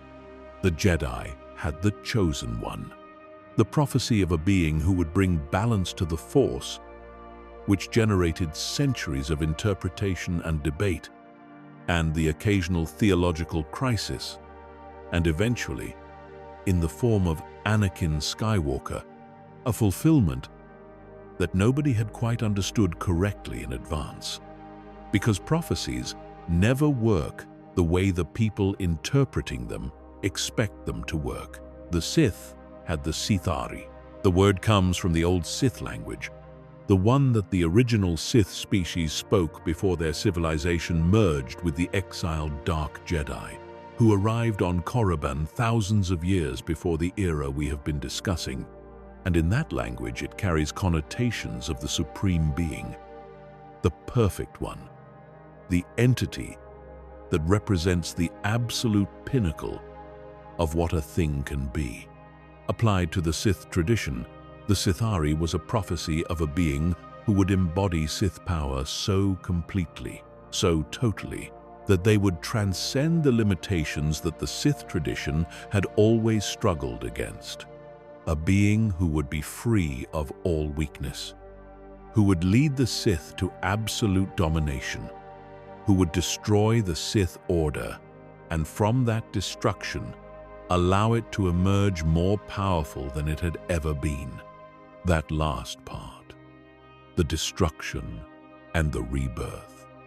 This is the part that makes the Sithari prophecy genuinely strange and genuinely dangerous as a piece of institutional mythology. Most prophecies of a perfect leader are simpler than this. They describe someone who will lead the people to victory, who will be stronger or wiser or more capable than anyone who came before, who will complete the work that generations before them could only approach. The prophecy validates the tradition and its long effort. It says, what you have been doing matters because it produced this. The arrival of the perfect one is the vindication of everyone who worked toward it. The Sithari is not that prophecy. The Sithari will destroy the Sith, and through that destruction make them stronger. This is not a prophecy of vindication. This is a prophecy of creative annihilation. It says that the highest expression of Sith purpose is an entity powerful enough to end the Sith as they exist and replace them with something that the existing Sith, by definition, cannot fully comprehend because they exist within the framework that the Sithari will dismantle. You cannot understand what comes after the destruction of your tradition from within that tradition. You can only recognize, in retrospect, that what was destroyed needed to be destroyed for something more complete to emerge. This is a prophecy that asks a tradition to believe in its own supersession, to hold in mind, simultaneously, commitment to everything the tradition currently is, and acceptance that the tradition's highest purpose is to produce something that will end it. These are not easy ideas to hold together. They are, in fact, nearly impossible to hold together if you think about them carefully for any length of time, because the commitment to what the tradition currently is tends to generate resistance to anything that would end it, and the prophecy requires both things at once. The Sith solved this problem in the way that traditions usually solve the problem of theological difficulties that cannot be fully reconciled. They sealed the prophecy.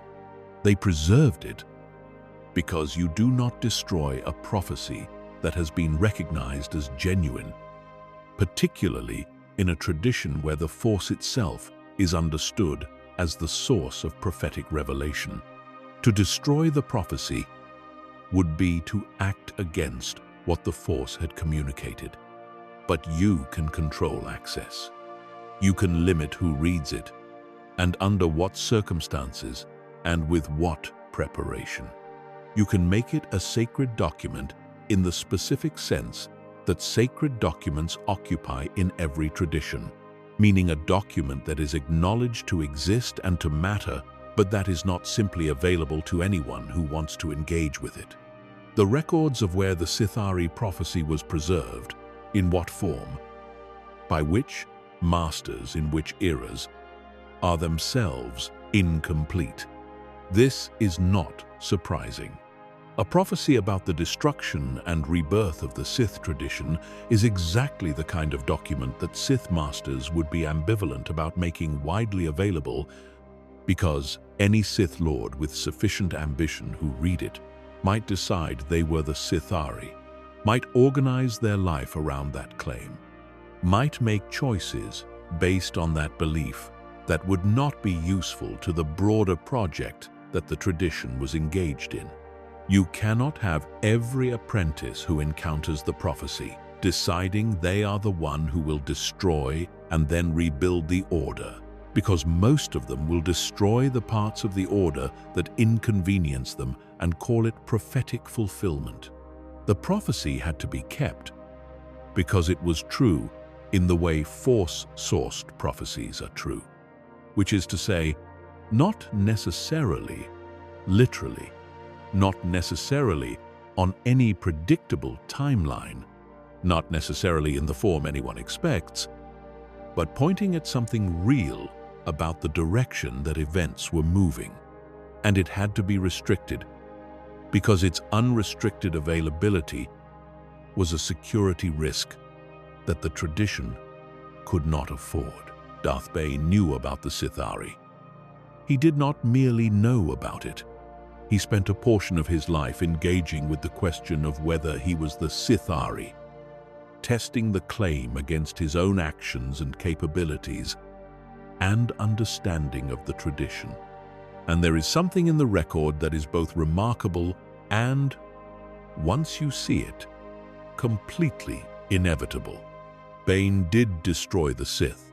Not the idea of the Sith, not the philosophy, but the Sith as they had existed for the previous millennium, the Brotherhood of Darkness, the hundreds of dark side practitioners organized along military lines, the entire institutional structure that had characterized the Sith for longer than most civilizations last. He destroyed all of that. He killed its leadership deliberately, through manipulation that turned the Brotherhood against itself and produced the thought bomb that took the remaining lords with it.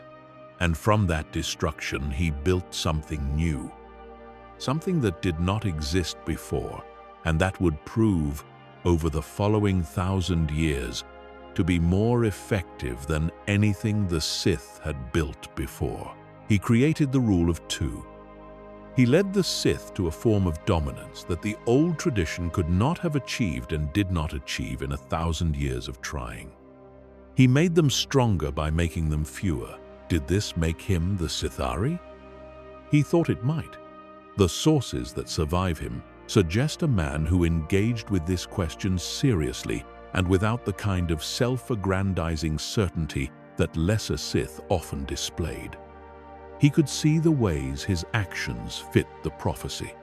He could also see the ways they might not, the ways the prophecy might have a larger and longer arc than any single figure, however transformative. He did not seal the question. He left it open. And in leaving it open, he left it for his successors to engage with. Quietly, in the privacy of their own reasoning, as each one in turn wondered whether they were approaching the moment the prophecy described, and found that the wondering was itself instructive, even when it produced no certain answer. Darth Plagueis wondered. He viewed himself, in his more expansive moments, as potentially the culmination of Bane's lineage, the being who would complete what Bane began, who would achieve what all the generations in between had been building toward. His research into immortality was, in part, a research into what the Sithari would need to be. A being free of all weakness would surely be a being free of death. And if he could defeat death, if he could achieve what no Sith in the entire history of the tradition had achieved, and achieve it through scientific understanding, rather than through the ritual destruction of a world or the willful dissolution of personhood, then perhaps the claim was justified. He shared this reasoning with his apprentice, with Darth Sidious, who would become Palpatine, who would become Emperor, who would orchestrate the destruction of the Jedi Order and the fall of the Republic and the rise of the Galactic Empire, and who would do all of this from within the institutions he was dismantling, playing the role of servant to the systems he was building toward, ending with a patience and a precision and a commitment to the work that exceeded even Bane's achievement in scope and in the sheer duration of the performance required to bring it off. Did Sidious believe himself to be the Sithari? The record does not say. What it shows is a man who understood the prophecy and who made every significant choice of his life in alignment with what the prophecy described, whether or not he understood himself as its fulfillment. He destroyed the Sith as Bane had constructed them. He killed Plagueis. He dismantled the rule of two when it was no longer serving its purpose. When the 1,000-year project of secret accumulation was complete and the moment for revelation had come. He did not pass the tradition on in the way Bane had designed, because Bane's design was built for a situation that no longer existed after Sidious had finished reshaping the galaxy. He was, in a real and literal sense, the end of something. But the prophecy says the Sithari will destroy the Sith and make them stronger. Sidious destroyed the Sith. Yes, the galaxy empire he built did not make them stronger. It ended them very nearly completely. In the ruins of the Death Star above Endor, in the Emperor falling down a reactor shaft, in the quiet ending that came to the most powerful dark side practitioner the galaxy had produced in living memory. If Sidious was the Sithari, the making stronger part of the prophecy has not yet happened. And the Jedi who have analyzed the prophecy across the eras it was known to them have occasionally and quietly noted this. In the documents that are not sealed, in the secondary scholarship that circulates among those senior enough to have access. Some of them believe the prophecy is still open, that the destruction has happened in multiple waves, in the ways we have been describing, in the erasure and the silence and the managed incompleteness of the record, and that the stronger is still coming, still approaching, still assembling itself from the fragments of everything that was destroyed. Others believe the prophecy was never literal, that the Sithari is not a person but a state of being, a quality that the Force moves toward and away from across the long arc of galactic history, and that asking who the Sithari was or will be is asking the wrong question about what the prophecy is actually saying. The prophecy is sealed. The debate continues in the silence around it, and the beings it has generated, the masters who believed it, applied to them and shaped their lives around that belief. The apprentices who heard it and carried it with them through the dark years of their training. The scholars who analyzed it and then carefully managed what they published of their analysis. These are among the most consequential beings in the history of the Force, and most of them are also, in one way or another, part of the larger silence we have been describing, part of the deliberately managed incompleteness of the record. The Sithari prophecy is itself the most thorough erasure in this entire history. Not because anyone burned the document or destroyed the evidence or silenced the people who knew about it, but because the prophecy describes something so destabilizing that the people who kept it across the long centuries of the rule of two and before understood that keeping it meant keeping it quiet, not silent, not destroyed, but quiet, available to those who were prepared to engage with it, unavailable to everyone else. The silence is the management. The management is the fear, and the fear is the truest testimony to what the prophecy actually says. Because you do not this carefully manage a document that doesn't point at something real. These are the ones history forgot, or tried to forget, or sealed away in the specific category of documents that exist but are not discussed, that are preserved but not distributed, that are acknowledged to be true but whose full truth is not something the structures of power and tradition and survival can afford to let circulate freely. Tenebrae, who erased his own name because the name was a vulnerability, and vulnerability was the one thing he could not survive being. Nihilus, who was erased because the full account of what he was would have been a manual for how to create another one, and no one who survived the first Jedi purge was willing to write that manual. Treya, who was erased because her central idea threatened the foundations of both traditions simultaneously, and coordinated silence was the only response that could contain it. Andedu, who was erased by time and institutional drift, and the slow forgetting that happens when an extraordinary person becomes a legend, and the legend loses the facts, and the facts were the only thing that mattered.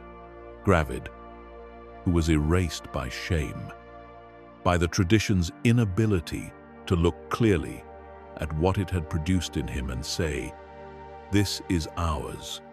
We generated this. What does it mean?" And the Sithari, who was erased not from the record but from the available record, sealed in a specific and managed quiet that acknowledged the prophecy's existence while controlling what the acknowledgement meant. What connects all of them is not power. They were all powerful, yes, but power alone is not what makes something dangerous enough to erase.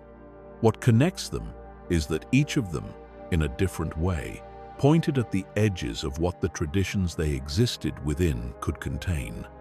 Vitiate pushed against the edges of mortality and reached beyond them into something the Sith had theorized about, but never achieved, and were not prepared for the reality of when it arrived.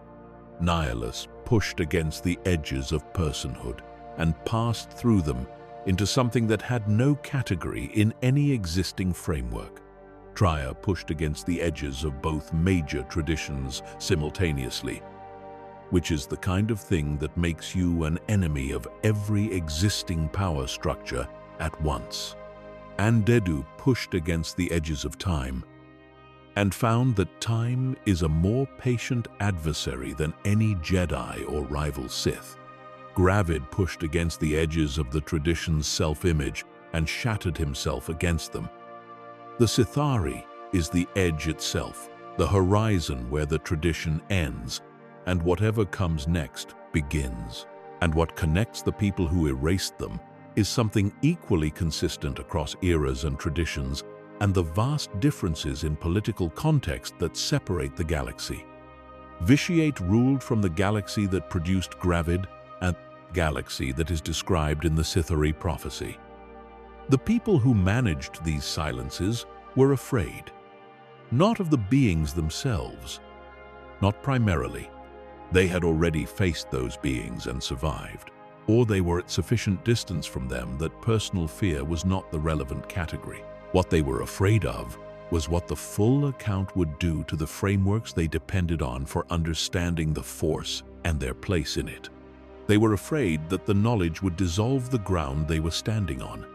And so they chose the flaw they knew over the truth they could not fully integrate, which is human, in the broadest possible sense of that word, which is comprehensible, which is even forgivable, but which also means that the history of these beings is the history of what everyone who encountered them was not ready to fully know. The galaxy is full of records, billions of entries in the archives that the Jedi maintained, and the Sith kept their own version of, and the Republic preserved in its own institutional way. Most of those records are complete or close enough to complete that the gaps are accidents rather than choices. But some of the gaps are choices. Some of the silences are managed. And in those managed silences, if you know how to listen for the shape of what is absent, you can hear something that the records themselves cannot tell you. Not what happened, not who these beings were in full, but the sound of how frightened everyone was, how frightened the survivors were, how frightened the institutions were, how thoroughly the experience of encountering these beings stripped the people who survived them of the comfortable certainty that they understood what the Force was and what it was capable of, and what kinds of beings it could produce when it moved in its most extreme directions. Fear is a record too, just not the kind that fits in any archive. You have been still for a long time now, long enough for the darkness to settle, long enough for these histories to become something other than information, to become the particular weight that surrounds you when you have spent time in the company of something very old and very true and very much larger than the frameworks that were supposed to contain it, long enough for the names to stop being names and become something else. Not symbols, not lessons in the abstract, just the residue of real things that happened in this galaxy, to real beings, in the long dark, before the galaxy we recognize as history began to take its current shape. Let it settle. Let the silence around these names be what it is. Not emptiness, not absence, the shape of something that was here, that was always here, that the record, in its imperfect and managed and frightened and courageous attempt to preserve what happened in this galaxy, did not quite know what to do with. Rest now. The dark side of history does not demand anything of you. It only asks to be heard, and now you have heard it. All of it, or as close to all of it as the record allows. The rest is in the gaps, in the silences, in the spaces where something used to be and the archive shows only the outline of its absence. If you feel those outlines even now, in the quiet, that feeling is accurate. That is exactly what they left behind. Not nothing, the specific shape of something that was removed. And shapes like that do not simply disappear when you stop looking at them. They stay with you in the dark, which is perhaps exactly where they were always meant to be found.